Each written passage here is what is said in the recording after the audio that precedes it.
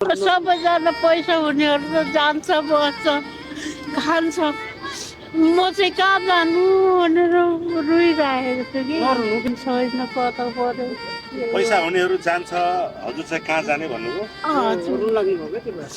पैसा हुनेहरू त गइसकेको पनि छ नि क्या यहाँ धनीहरू त गइहाल्छन् म गरिब चाहिँ कहाँ जानु बालन सरकारले तपाईँलाई व्यवस्थापन गरेर लजमा राख्ने भन्ने कुरो आएको छ होइन?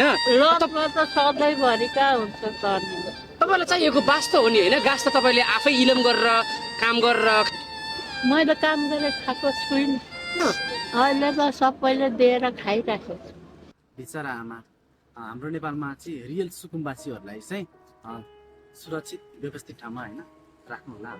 नेपाल सरकारलाई केही आग्रह गर्न चाहन्छु होइन। पत्रकारको बोल्ने शैली हेर्नु न होइन, त्यस्तो होइन क्या होइन। यस्तो 80-90 वर्षको आमा बुवाले कसरी काम गरेर खान सक्नुहुन्छ होइन। त्यति चाहिँ अब यत्रो त्यहाँनिर बसिराख्नु भएको थियो त्यत्रो त भत्काइयो भने एउटा उहाँहरूकै लागि गरियो भनेको पछाडि सरकारले यस्तो 80-90 वर्षको वृद्ध आमा बुवाहरूलाई चाहिँ पाल्न सक्दैन होला त होइन। म यही भन्न चाहन्छु होइन, उहाँहरूलाई चाहिँ सुरक्षित व्यवस्थित ठाउँमा चाहिँ होइन लगेर राख्नुपर्छ, यही भन्न चाहन्छु। जय नेपाल।